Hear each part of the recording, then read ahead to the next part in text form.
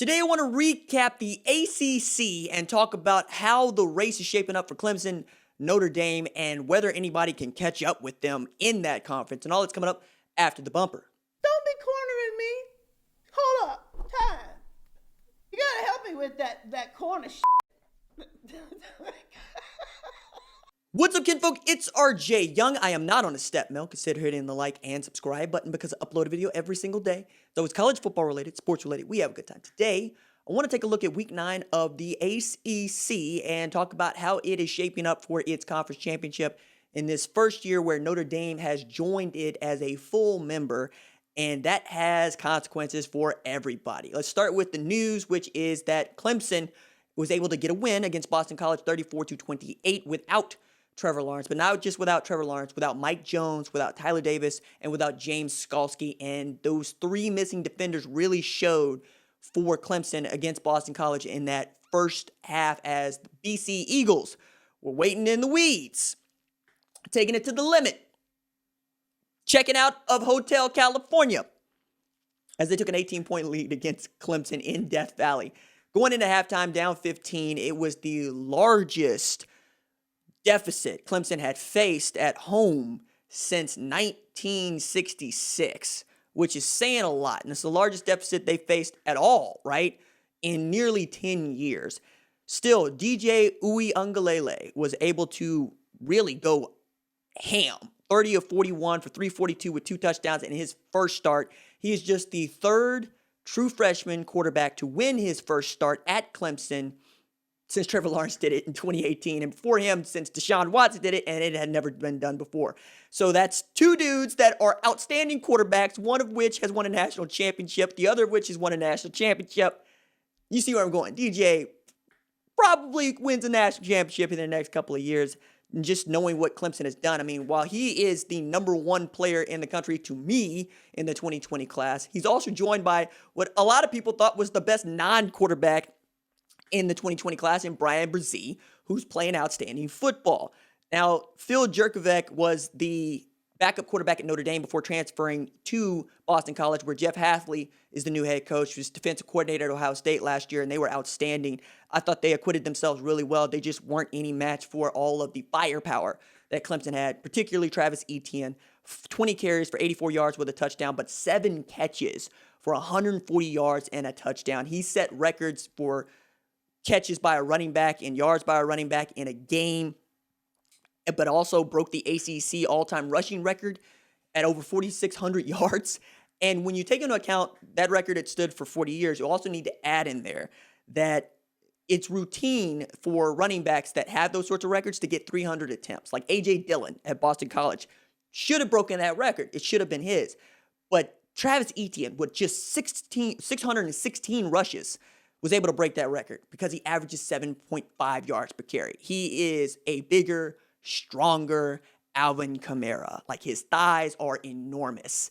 And I think Clemson, while shaky, and while there's an argument for maybe Alabama being the number one team in the country, they're still the number one team in the country as they face Notre Dame later this week. Notre Dame also 6-0 or 5-0 in the ACC, 6-0 overall. Clemson 7-0, 6-0 in the ACC. Notre Dame beats a win against Georgia Tech, same Georgia Tech team that Clemson put 70 up on, 31-13. Ian Book goes 18-26 for 199 with a TD. Kyren Williams, 76 yards, 15 carries, 2 tutties, and then Javon McKinley, 5 catches for 93 yards.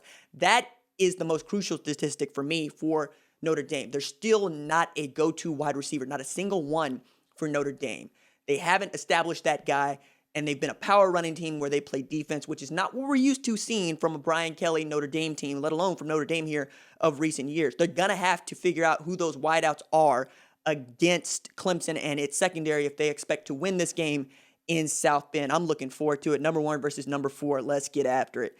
Virginia upsets number 15 North Carolina 44-41. Sam Howell was outstanding in this game anyway. 23 of 28, 443 yards passing, 4 touchdowns.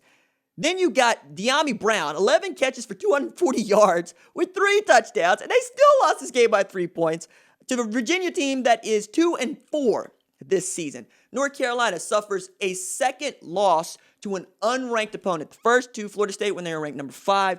This one to Virginia when they're ranked number 15.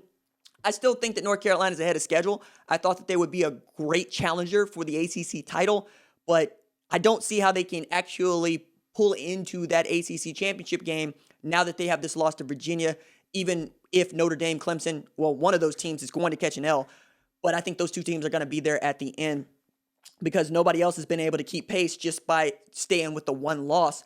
Wake Forest beat Syracuse 38-14. Sam Hartman, 19 of 33 for 250. Christian Beal-Smith, 19 carries for 87 yards. And Jaquari Robertson had 7 catches, 130 yards, and a touchdown. Man, Syracuse is not good.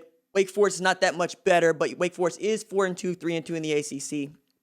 Virginia Tech beats a Louisville team that is not good. Like, I thought they were going to be decent at best this year, but I thought, or better at worst this year, they were going to be decent. I thought they had an opportunity to be good, and they're just not. Virginia Tech wins 42-35. Khalil Herbert continues to run roughshod over teams in this conference. 21 carries, 147 yards, and a TD. Remember, that guy was at Kansas last year. Malik Cunningham, 23 of 35 for 350 and 3 touchdowns. He played well. Dez Fitzpatrick has 5 catches for 158 yards and a TD for Louisville. Keeping Tutu Atwell in some sort of check is also, what you want to do if you're Vodtech. I think if we weren't so enamored with what Travis Etienne is able to do at tailback for Clemson, we'd be having a real conversation about Khalil Herbert as the best player in this conference this year, though Sam Howell has played well at times. Kyren Williams would also be in that discussion. And I think we could even have a really decent discussion about Miami and De'Aaron King, who had a bye this week. Then there's Duke, who beat up on Charlotte 53-19. Chris Reynolds for Charlotte goes 18-34 for 171 with a touchdown. Mateo Durant for Duke, 12 carries, 104 yards, and 2 touchdowns. Michaelius Elder at Charlotte, 6 catches, 86 yards. It's still a beatdown. They were blanked in the first quarter, and then they could not score more than 7 points in any other quarter after that. Meanwhile, every quarter except the second one, Duke puts up double digits. 17 in the first, 13 in the third, 16 in the fourth. This is a 2-horse race for the conference championship in the ACC, which is about what we thought it would be. I don't know that we all thought that Notre Dame and Clemson would be there, but I think you would find most bettors would put their money there. We'll see if Notre Dame or Clemson slips twice in the next month, but I highly doubt it. Still, really an interesting race. Maybe Notre Dame is able to surprise us and get a win against Clemson to make the ACC a little bit more entertaining. But I would not hold my breath for that. I would continue to look at what the quarterbacks have done.